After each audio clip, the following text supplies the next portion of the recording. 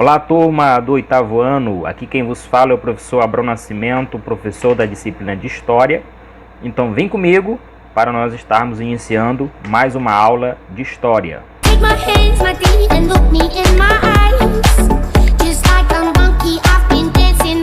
Muito bem, galera. Nosso conteúdo de hoje trata-se sobre a Guerra do Paraguai. Vamos tentar compreender este conflito. Muito bem. A Guerra do Paraguai ela vai durar cerca de 6 anos, especificamente entre os anos de 1864 a 1870. Vamos lá, entender por que deu início à famosa Guerra do Paraguai, né, que pode ser conhecida também como Guerra contra o Paraguai, né, porque vai ter aliança aí de alguns países que irão lutar contra o Paraguai. Inicialmente temos que entender o seguinte, que o Paraguai ficava localizado em uma região que não dava acesso ao mar, né? Então o Paraguai não tinha como escoar sua produção.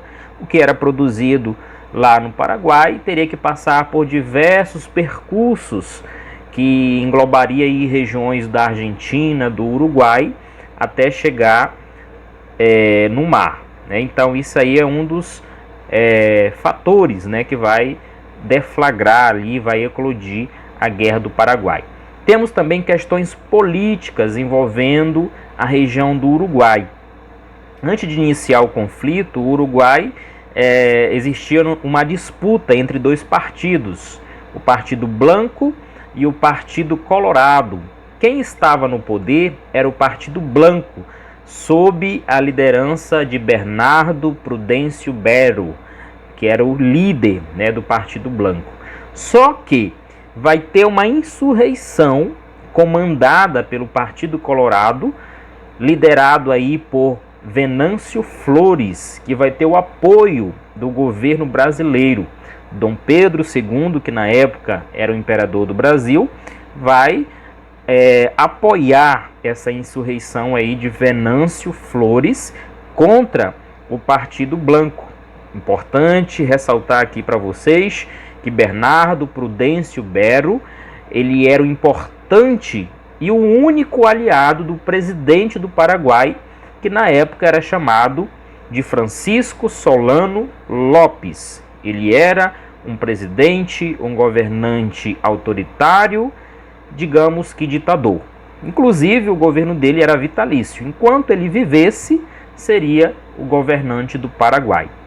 Então observe que quando Solano Lopes tem conhecimento que o Brasil está apoiando essa insurreição para a retirada ali do único líder que ele tinha apoio, ele vai iniciar o processo de ataque ao território brasileiro na região do Mato Grosso. Mas para isso ele teria que passar com os soldados paraguaios por uma região da Argentina chamado de Corrientes, né? Teria que passar por este local. Esse seria o percurso para chegar ali ao atual estado do Mato Grosso do Sul, que pertence ao Brasil, né? Então ele passa ali por Corrientes e chega ao Mato Grosso do Sul, né? Então inicia ali a guerra. Quando ele passa pelo território argentino de Corrientes, o presidente da Argentina teria que se posicionar de que lado ele ficaria. Se ficaria do lado do Paraguai ou se ficaria do lado do Brasil, né? Na época, o presidente da Argentina era chamado de Bartolomeu Itri, né? E o que Bartolomeu vai se posicionar? A favor do Brasil, tá? E o Partido Colorado consegue tomar o poder no Uruguai. Então observe que as alianças estavam se estabelecendo, Brasil, Uruguai e Argentina. Isso vai ser efetivado no ano de 1865. Vai ter o tratado, conhecido como o Tratado da Tríplice Aliança, isto é, a junção, a união desses três países, a saber, Brasil, Uruguai e Argentina. Contra quem? Contra o Paraguai. Inicia a guerra e vai começar ali uma série de sucessivas batalhas travadas entre a Tríplice Aliança contra o Paraguai.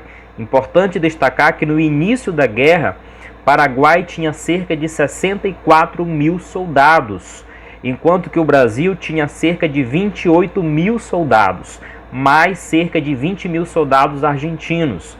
Então observe que o Brasil teve que iniciar o processo de recrutamento, de alistamento obrigatório. Inclusive, diversos escravos tiveram que se alistar e, em contrapartida, receberiam a sua carta de alforria, ou seja, daria liberdade para esses escravos que lutassem na Guerra do Paraguai. Mulheres também se alistaram e foram recrutadas, tendo que participar da Guerra do Paraguai. Ao final, o Brasil estava ali com cerca de 130 mil soldados, mais cerca de 30 mil soldados da Argentina. Então inicia o processo aí de confronto bélico. O maior confronto bélico da América Latina foi a Guerra do Paraguai, que vai durar cerca aí de 6 anos, né, de conflito. Importante frisar o seguinte, que quem vai sair vitorioso vai ser a Tríplice Aliança, isto é, Brasil, Uruguai e Argentina, né, que vão sair vitoriosos aí nessa Guerra do Paraguai, como eu disse anteriormente, que pode ser chamada também de Guerra contra o Paraguai. É claro que nos livros didáticos está escrito Guerra do Paraguai, mas pela historiografia poderia muito bem colocar-se essa nomenclatura, Guerra contra o Paraguai. As consequências dessa guerra foram trágicas. No Paraguai, inclusive, teve que aderir crianças, né, para lutarem. Milhares e milhares de crianças irão lutar na Guerra do Paraguai. Mulheres também irão lutar. Inclusive, a data comemorativa do Dia das Crianças no Paraguai é no dia 16 de agosto, que é homenagem a um dos acontecimentos da guerra, das crianças, né, que morreram no confronto. Estima-se aí pela maioria dos historiadores que cerca de mais de 400 mil pessoas morreram. E dessas 400 mil pessoas, 300 mil eram paraguaios, para vocês verem aí o genocídio, né? O derramamento de sangue que foi gigantesco nessa Guerra do Paraguai. Cerca também de 50 mil soldados brasileiros vieram a óbito. É um número estimado, não é um número exato, é uma estimativa de mortes da Guerra do Paraguai. O Paraguai teve que ceder territórios tanto para o Brasil como para a Argentina. O Brasil impôs ao Paraguai uma indenização milionária que só vai ser perdoada lá no ano de 1943, que o Brasil vai perdoar essa dívida milionária que foi imposta ao Paraguai. Então observe que tudo isso culminou ali em consequências muito graves, no qual o maior perdedor foi o Paraguai. Mas o Brasil também teve suas percas, né? Porque o Brasil contraiu muitas dívidas, fazendo empréstimos externos. A estabilidade econômica, financeira que havia sido conquistado durante alguns anos no Segundo Reinado vem por água abaixo devido à Guerra do Paraguai, que o Brasil vai se endividar. Inclusive vai ser um dos fatores, como foi dito na aula anterior, que vai culminar, né, na crise do Segundo Reinado e no golpe que vai proclamar a República no Brasil. Então observe que tudo isso foi a Guerra do Paraguai. Não há um consenso geral entre os historiadores que expliquem as causas, os motivos, né, que levaram a eclodir a Guerra do Paraguai.